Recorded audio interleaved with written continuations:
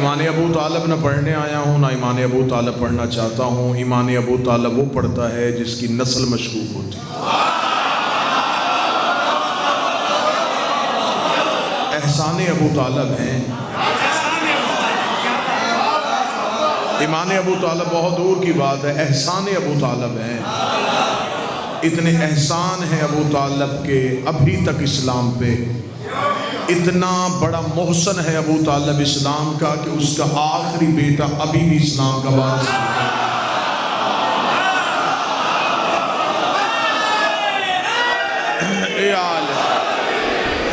बिस्मिल्लाह से मौला हुसैन इज्जत अता पहली सदर आलियान मुल्तान को एक मुद्दत हो गई आपके सामने नौकरी देते हुए। आपके मजाज से मैं वाकफ़ हूँ, इसलिए मैंने तमहीद की। आपके सामने तमहीद करना इस मजमे के इरफान, इस मजमे के इल्मी मेयार की तौहीन है कि मैं कुछ सिखाऊं और कुछ समझाऊं। नहीं, सीधी ही मैंने तमहीद के बगैर गुफ्तगू से काज शुरू कर दी है। पहली सदर कहूँगा और अदब से भरी हुई कहूँगा। इतना मोतबर है अबू तालिब जिसके मक्का छोड़ने के बाद अल्लाह मोहम्मद से कहे अब तू भी मक्का छोड़।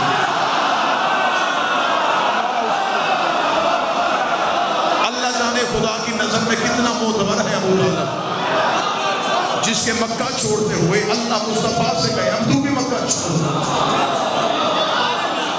इसलिए कि अब तेरा निगहबान जमाने में मौजूद नहीं। मुझे किसी खास सिमत इशारा नहीं करना। हमारा मिंबर का तरीकाकार ये है कि दुश्मन कहीं से हमला करे। हमारा टीवी चैनल ये है, हमारा इलेक्ट्रॉनिक मीडिया ये है, हमारा प्रिंट मीडिया ये है, और इस मिंबर की इतनी वुस्सत है कि दुश्मन को जहाँ भी वो बैठा हो जवाब इस मिंबर की वसादत से पहुँच जाता है। और पिछले दिनों से लोग नाम ले रहे हैं, मैं इस मिंबर पे नाम लेना भी तौहीन समझूंगा क्योंकि ये पाक मिंबर है और यहाँ नापाक नाम नहीं लिए जाते। लेकिन मैंने पाकिस्तान के हर मिंबर पे कहा था कि अबू तालिब से मोहब्बत करने के लिए जलाली होना जरूरी नहीं, हलाली होना जरूरी।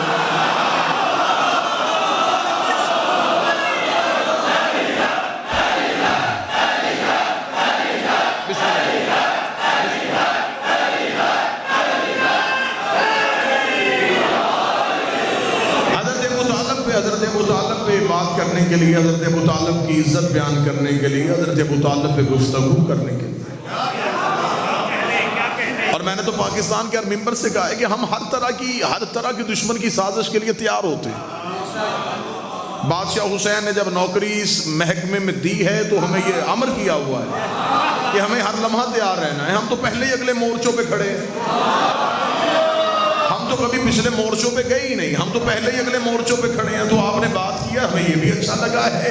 हम हर बात से आप ही की रद निकाल लेंगे। बहुत अच्छा किया है कि आपने टीवी पे बैठ के, आपने अपना प्रोग्राम पे बैठ के, आपने अपने सेमिनार पे बैठ के ये बात कर ली है। ये बहुत अच्छा किया है। मुल्क के कौम को शिया बदल के जितने भी रहने वाले हैं तो परेशानी होगा। एक लम्हे के लिए मेरी कौम का एक शिया बच्चा भी परेशान नहीं होगा कि हज़रत अबू तालिब के ईमान में बात हुई है तो मैं क्या करना चाहिए। एक लम्हे के लिए परेशान नहीं होगा। अगर हज़रत अबू तालिब में बात होगी तो बहुत अच्छा हुआ है। फिर हज़रत अबू तालिब में बात नहीं होगी, अब हर किसी के बाप में बात होगी। अब हर किसी के बाप का ईमान चेक किया जाएगा। अब हर किसी के बाप का ईमान किताबों से देखा जाएगा कि किसने कब कलमा पढ़ा था, किसका बाप क्या कारोबार करता था, किसका बाप क्या तजारत करता था। मैं मिंबर हुसैन की इज्जत की कसम खा के कहता हूँ कि हमें अपने मदरसे से लेके पार्लियामेंट हाउस तक जब चाहो बुलाओ, हम अली के बाप का ईमान दिखा देंगे। तुम किसी का बाप भी नहीं दिखा।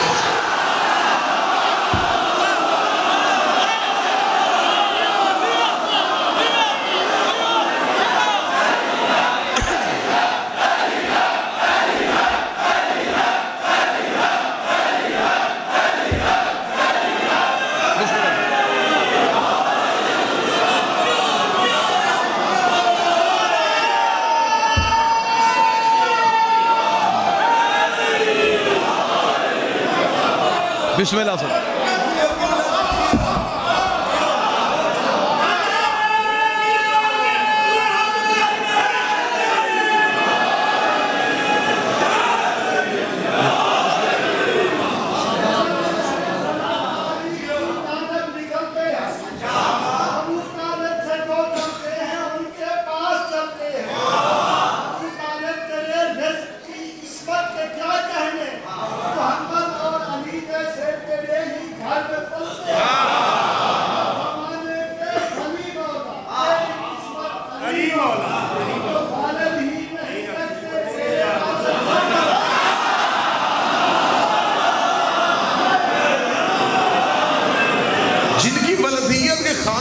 18 नाम लिखे हैं।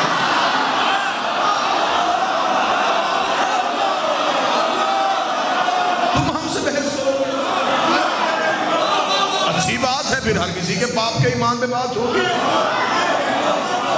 फिर शुरू से देखेंगे कौन क्या करता था, फिर हर किसी का ईमान चेक होगा। तुम्हारी तो भी किताबों की स्याही भी फीकी नहीं पड़ी। तुमने तो भी सिलेबस की किताबों में ये लिखा था, जब एक बंदा अपनी बहन को कत्ल करने के लिए घर चली गई।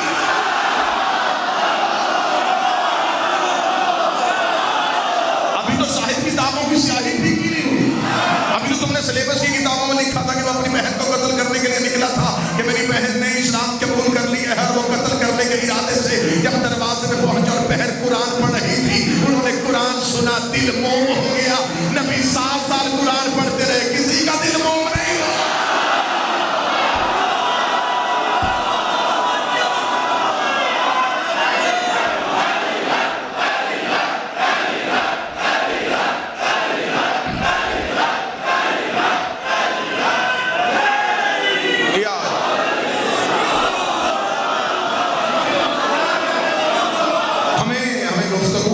भी आते हैं, हमें इज्जत आले रसूल के पहले देने भी आते हैं। हम उस जुबान बुद्धि से खींच लेंगे जो अली के बाप में भौंकी।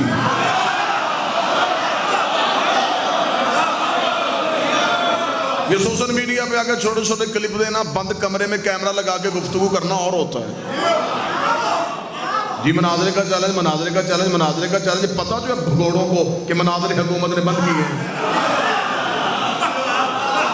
इजाजत ले लो, चले आते हैं हम। नहीं इजाजत लेनी, हमें दावत दो, हम तुम्हारे घर आए। किताबें भी तुम्हारी अलमारियों से निकालें, साबित करें। तुम अली के बाप के ईमान पे बात करोगे, हम एहसान इतने गिनवा देंगे।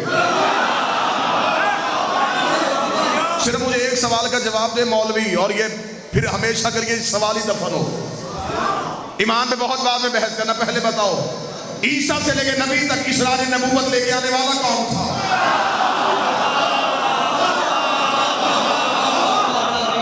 मैं पूरी जिम्मेदारी के साथ मिंबर से कह रहा हूं, तुम मुसलमानों में अबू तालिब को ढूंढ रहे हो, हुज्जतों में तलाश करो।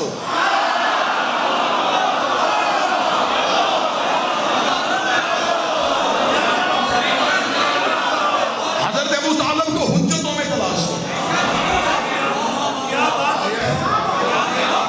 किताबें तुम्हारी होंगी, फिर मौलवी अगर अबू तालिब के ईमान पे बात करेगा, फिर आज के बाद कोई मौलवी नमाज पढ़ने जोगा नहीं रहेगा।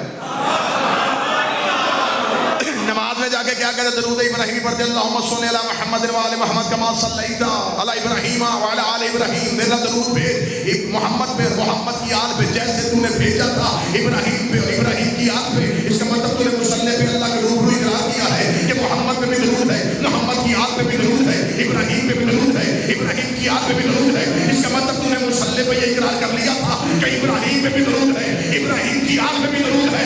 फिर तेरी 7 किताबें तेरी आंखों में साफ रखेंगे। जब हजरत अबू तालिब नबी के निकाह के मौके पे कहा था, अल्हम्दुलिल्लाहिल्लज़ी जअल मिन ज़ुर्रियत इब्राहिम, तारीफ उस अल्लाह की किसने हमें इब्राहिम की औलाद बनाया।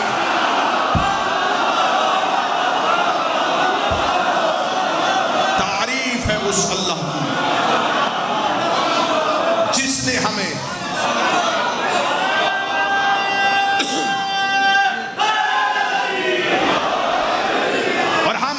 की निगाह से देखते हैं अपने उन अहले सुन्नत उलमा को जो इस मौकफ पे शियों के साथ खड़े। एक आध दाना तो हर जगह पे गंदा होता है।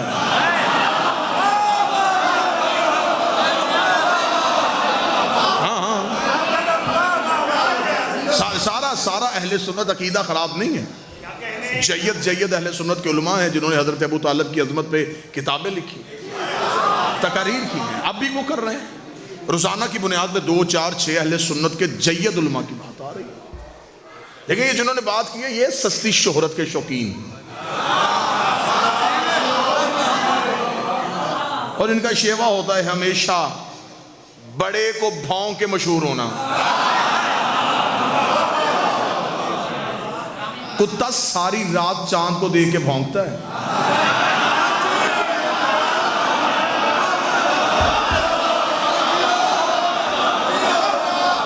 लिहाजा मैंने तो पाकिस्तान के हर मेंबर पे कहा कि हुकूमत वक्त ऐसे लोगों को पटे डाले, अगर बहुत शौक है तो फिर जरा खुले मैदान में लेके आए।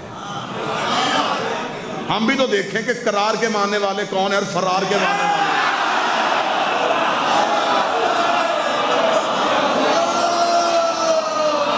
जब इनके बड़े बड़े नहीं टिके तो इनकी हैसियत और इनकी औकात क्या है। लेकिन मैंने पाकिस्तान के हर मेंबर में शिया कौम की नौजवान नस्ल का तर्जमान होने की हैसियत से कहा कि हम ये जुबान हरगिज बर्दाश्त नहीं करेंगे। अगर कानूनी तकाजे हमारे लिए तो इन लोगों के लिए भी होने चाहिए, वरना फिर हमें छोड़ दो, हम भी मिंबर से खुल के तारीख पढ़ें। फिर हम ऐसी ऐसी तारीख पढ़ेंगे कि नींद नहीं आएगी इन मौलवियों को। ऐसे ऐसे हकाई किताबों के अंदर लिखे हुए हैं जिनका सामना किया ही नहीं जा सकता। हजरत अबू तालिब के इज्जत में बात करने से पहले गिरेबान में झांको, पहले घर की चार दीवारी चेक करो, कहीं से कोई दीवार गिरी तो नहीं हुई।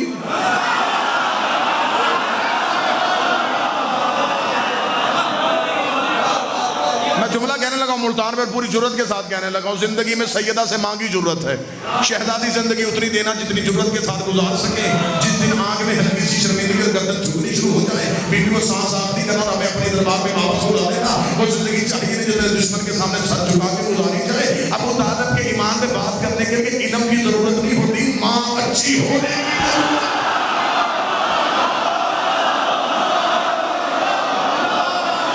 माओ की खयानत की दलील है।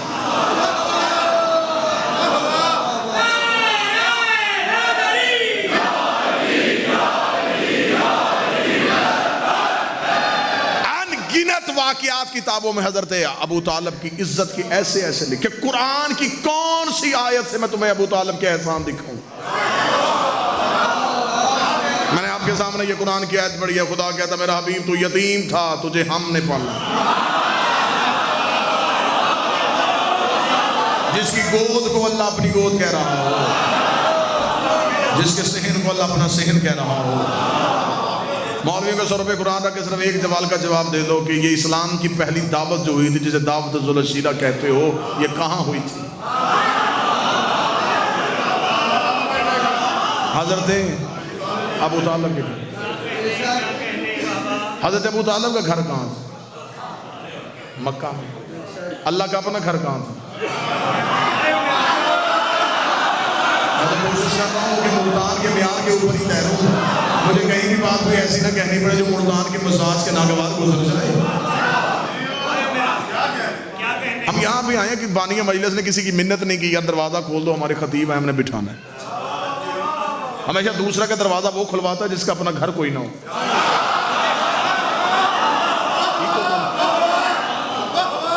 हमेशा दूसरे का दरवाजा वो खुलवाता है जिसका अपना घर ना हो।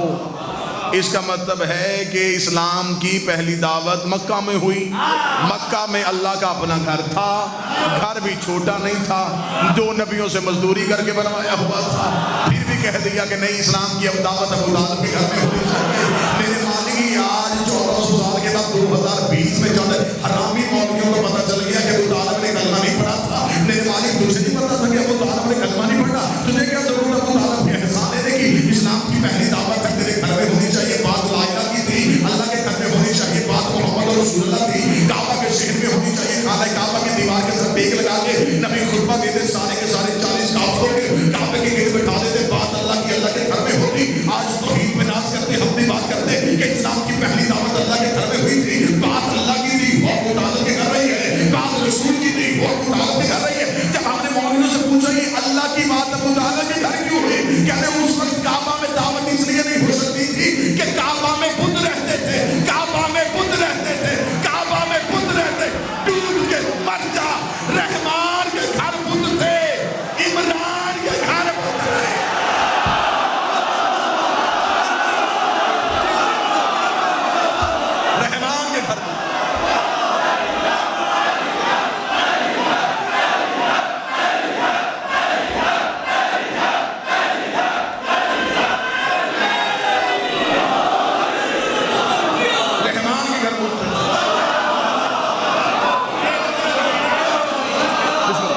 इमरान के घर बुत नहीं। जब अल्लाह का अपना घर बुत गदा था, अबू तालिब का घर तो उस वक्त भी बुतों से। सबसे बेहतरीन हिस्ट्री जो इस्लाम की लिखी है, वो मुरतब जो की है, वो रोमन अंपायर्स ने की थी। मैं अपनी कौम के बच्चों को ये बात जरूर समझाऊं, वीडियो कैमरे की मौजूदगी में समझाऊं, इसलिए कि मुसलमानों ने अपनी तारीख मुरतब करना भूल गए थे। ये लश्कर बना रहे थे, ये जगीरों पे कब्जे कर रहे थे, ये सर काट रहे थे, ये खोपड़ियों के मीनार बना रहे थे। हाँ हाँ, ये अपने मशागल में मशगूल थे। इनके कुतुब खाने जल गए। दरियाए दजला की पानी की रंगत स्याह हो गई थी मुसलमानों की तारीखों की स्याही की वजह से। ईसाइयों ने मुसलमानों की तारीख मुरतब की। आज भी हॉलैंड में एक शहर है डिग्स, जहां पे पहला प्रेस लगा था जिन्होंने इस्लाम की हिस्ट्री को रिसाइकल किया, इस्लाम की तारीख को दोबारा शाया किया। ईसाइयों ने पूछा कि हम मुसलमानों की तारीख क्यों बना रहे हैं। उनके बड़ों ने कहा ये इस वक्त दुनिया फतह करने में मसरूफ है, ये अपने आबाओ अजदाद की तारीख भूल गए। एक वक्त आएगा ये हमसे ये तारीख मांगेंगे, फिर हम सोने के यूज बेच के देंगे। ऐसा ही हुआ। सब जितनी भी आज हम इस्लामिक हिस्ट्री पढ़ते हैं वो सारी हम रोमन अंपायर से ले रहे हैं। उनकी आज भी किताबें उनकी बड़ी बड़ी यूनिवर्सिटियों में, fall of the Roman umpires, ये पढ़ी हुई, आप इसको उठा के देखें, आपको असल इस्लाम की हिस्ट्री का पता चले। उन्होंने इस्लाम की पहली दावत बड़ी अच्छी लिखी हुई है, रोमन अंपायर्स ने बड़ी अच्छी लिखी है। मुझे मुसलमानों की हिस्ट्री में सबसे ज्यादा वो हिस्ट्री पसंद है जो उसने बगैर तासुब के लिखी थी।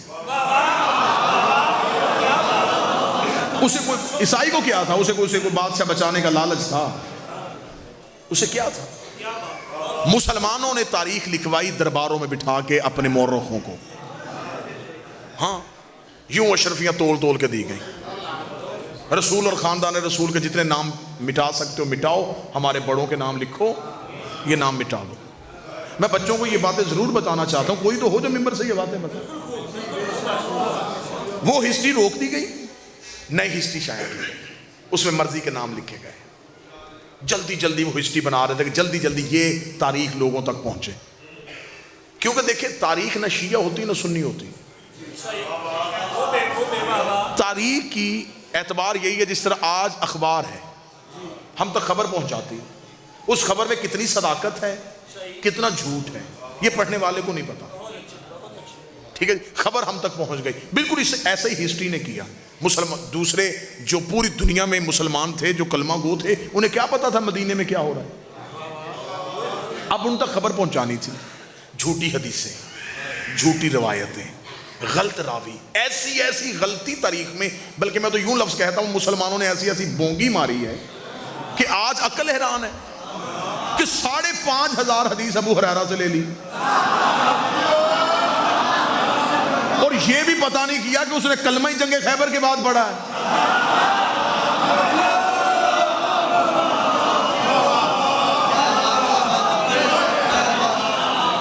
और जिस सहाबी से ये रवायत लेके फिर रहे हैं ना, जिस सहाबी से ये रवायत लेके फिर रहे हैं कि जनाब हजरत रिसालत इमाम ने आखिरी वक्त में जनाब अबू तालिब के कान में कहा कि चाचा कलमा पढ़ ले, तो उन्होंने कहा कि नहीं, मैं अपने बाप दादा का मजहब नहीं छोड़ सकता। ये एक रवायत है जिसको लेकर ये पूरा ढंडोरा पीट रहे हैं। वो रवायत की अब्दुल्ला इब्न अब्बास से। मेरे सामने बैठ के एज का कैलकुलेशन किया जाए तो अब्दुल्ला इब्न अब्बास तो उस वक्त पैदा ही नहीं हुए थे।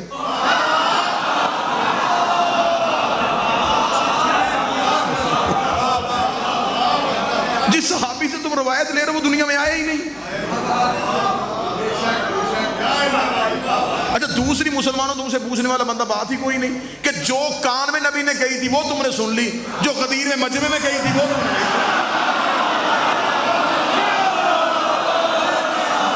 तो बात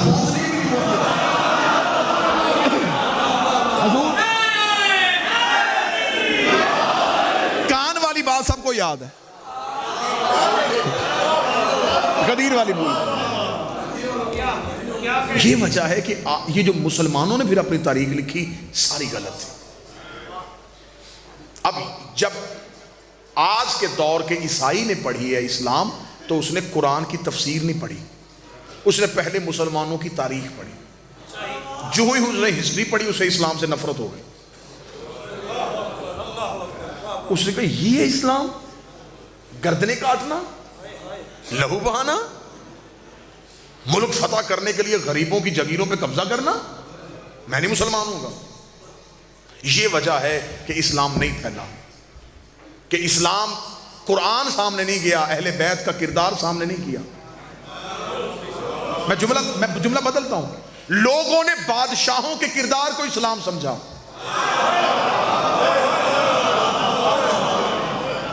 जबकि बादशाहों का किरदार इस्लाम नहीं। यही वजह थी जब ये हिस्ट्री सामने आई, ईसाइयों को नफरत हो गई, यहूदियों को नफरत हो गई। उसने कहा जी हम तो कलमा नहीं पढ़ेंगे, ये तो बड़ा खतरनाक दीन है। मुसलमान दहशतगर्द बन गया, जो दाढ़ी दीन की अलामत थी वो दहशतगर्द की पहचान। यही वजह है कि इकबाल ने दाढ़ी नहीं रखी थी।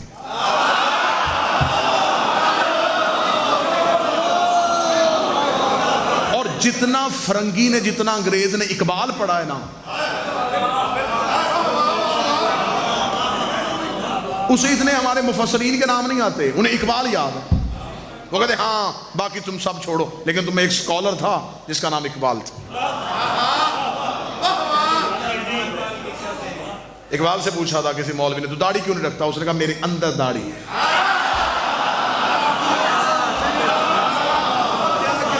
बड़ा खूबसूरत जवाब दिया था इकबाल ने। उसने कहा था दाढ़ी में इस्लाम नहीं, इस्लाम में दाढ़ी है। मेरा मकसद यह है कि इतनी नफरत पैदा कर दी गई है, अगर मैं भी दाढ़ी रख के सर पे पगड़ी बांध के बैठ जाऊंगा, ये मेरे करीब भी नहीं आएंगे।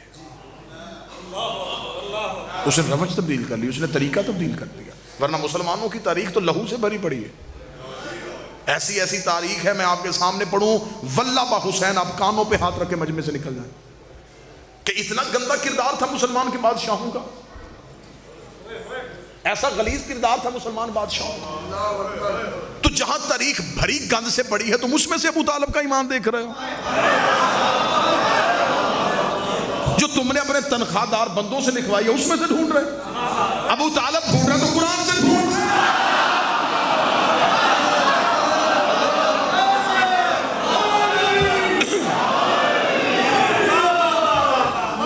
कई साल हो गए मुझे मिंबर पे अपील करते हो, आज मैं फिर कह रहा हूं, सब कुछ छोड़, मुझे बताइए जो कुरान में सूरह आले इमरान है, ये किसके लिए आई है?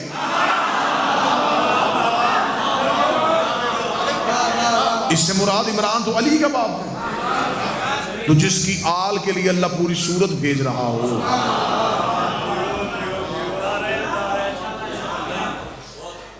मैं बड़ी सादा सी दलील लेता हूं, गांव की औरत उस बर्तन में दूध नहीं रखती जो बर्तन पाक ना हो।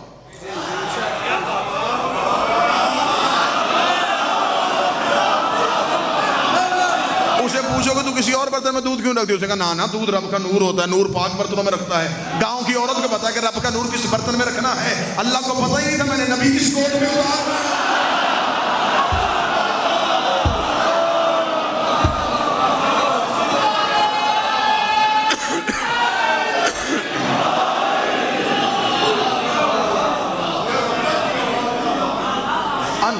ऐसे ऐसे दलाइल हैं कि तुम्हारे दांतों को पसीना आ जाए अबू तालिब के फजाइल और अबू तालिब के एहसानात पे।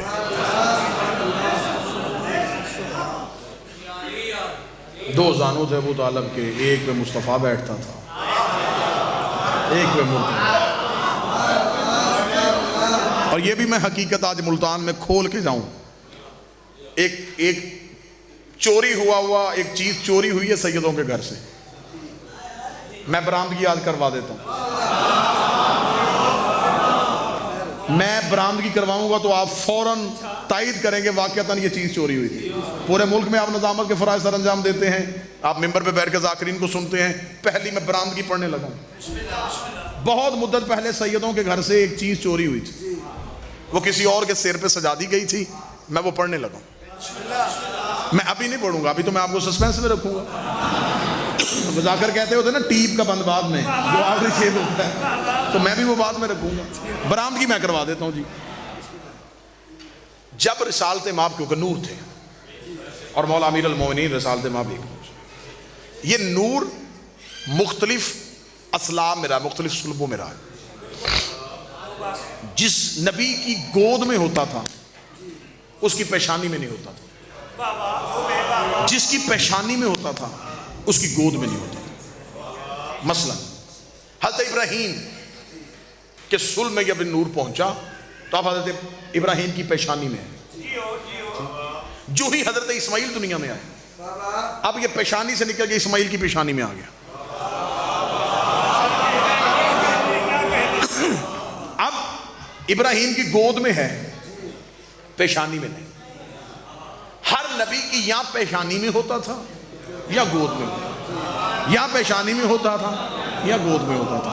मक्के का शहर था, दरवाजा खुला है अबू तालब का। अबू तालब घर से बाहर निकले हैं, सामने से आए कि बंदे देखेगा, अस्सलामु अलैका या ज़ुन्नुरैन, ए दो नूरों वाले तुझ पे मेरा सलाम। तो दो नूर कौन से थे?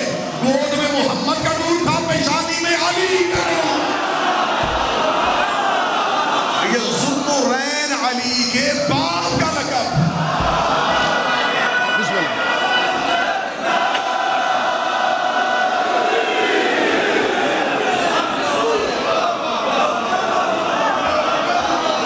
अमीर अल मोमिनीन के बाप का लक़ब था ज़ुन्नुरैन।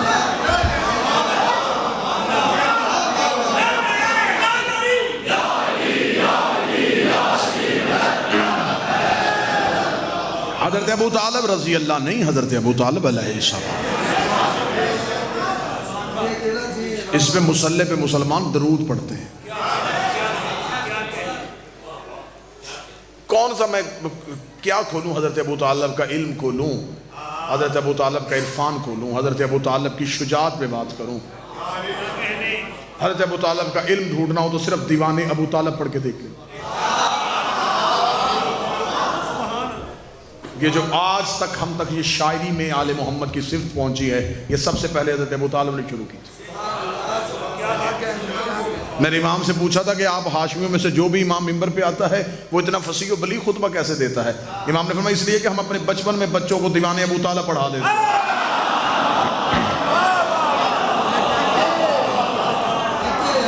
मैं जुमला बताने लगा और मुल्तान में मुझे एक बंदा चाहिए जो जुमले की कदर करे।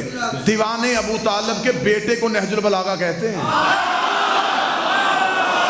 मौला हुसैन इज्जत अल्लाह। मैं इससे ज्यादा दीवाने अबू तालिब में बात नहीं करूंगा, मैंने कोई शेर नहीं पढ़ा।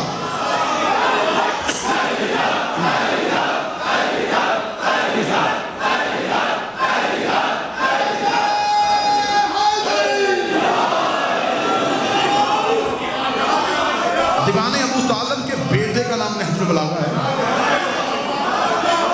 ये मैं जुमला बदलूं, नहजुल बलागा के बाप को दीवाने अबू तालिब का।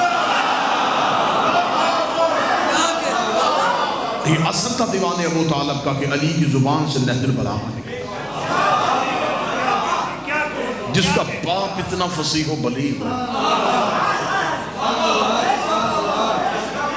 जिसकी बलागत और फसाहत के किस्से अर्श पे सुने जाते।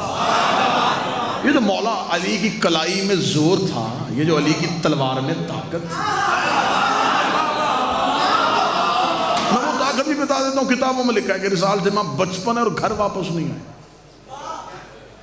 गुलाम ने आकर हज़रत अबू तालिब को इतला दी कि मुस्तफ़ा घर नहीं आए, अब्दुल्ला का बेटा घर नहीं आया। हज़रत अबू तालिब उठे, घर में गए। किताब मोतबर किताबों ये रवायत लिखी। हज़रत अबू तालिब ने अपने घर का संदूक खोला, 17 नए खंजर निकाले, नए खंजर बिल्कुल नए निकाल के अपने 17 गुलामों को बुलाया। उन्होंने कहा खंजर अपनी अबाओं के नीचे छुपाओ। उन्होंने खंजर अपनी अपनी अबाओं के नीचे छुपाया। हज़रत अबू तालिब के चेहरे के तेवर आज बदले हुए थे। खुद अपनी तलवार हाशिम वाली निकाली। न्याम ने, वरना अरब के लोग अबा के अंदर तलवार को रखते थे, मैदान जंग में जाके अबा को उठाते। उस दिन हज़रत अबू तालिब ने अबा के अंदर रखी, किताब कहती बाहर लटकाई। अब आज कोई बंदा असलहा अपने अंदर कपड़ों में छुपा के जा रहा है, लेकिन अगर वो हाथ में पकड़ के जा रहा है तो आप समझ जाएंगे कि किस पे हमला करने जा रहा है। अब हज़रत अबू तालिब ने जो बाहर रखी है ना, ये इस बात की अलामत है कि मैं लड़ने के लिए जा रहा हूँ।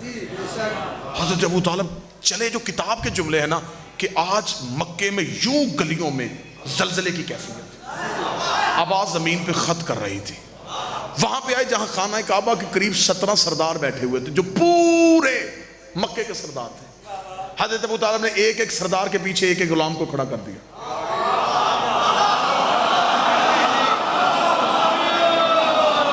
एक एक तकिए पे बैठा हुआ सरदार और पीछे एक एक गुलाम। खुद हजरत अबू तालिब बिजली की सी तेजी से करीब से गुजर गए। सरदारों ने जल्दी से तकियों की टेक छोड़ी। क्या हुआ है आज?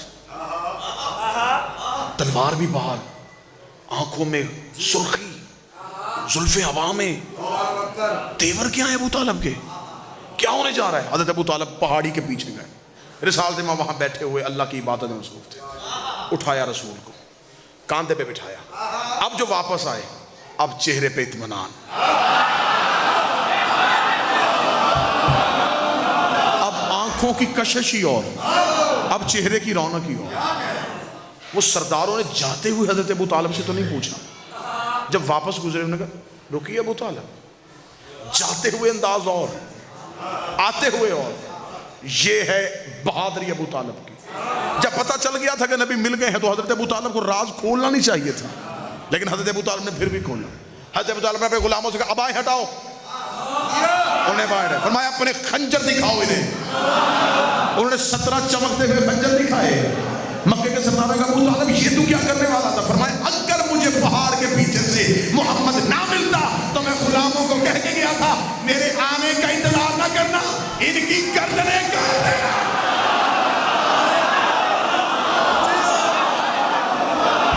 मेरे पहाड़ से निकलने का इंतजार ना करना, मेरे यहां पहुंचने से पहले इनकी गर्दनें कटी हुई हूं। ये पूरे मक्के के साथ 17 सरदार थे, पूरे मक्के के साथ हजरत अबू तालिब का पूरा रोब था।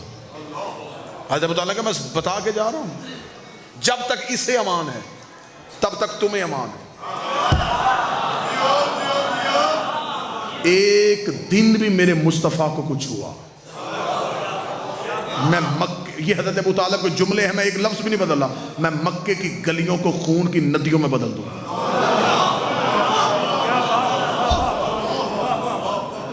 खतरे के बिस्तर पे अपना बेटा उठा कर रसूल को सुना, मेरा कत्ल हो जाए, उसकी अमानत में खयानत न हो। चचा बेटा भतीजे पे कुर्बान नहीं करता, अकीदे पे कुर्बान करता।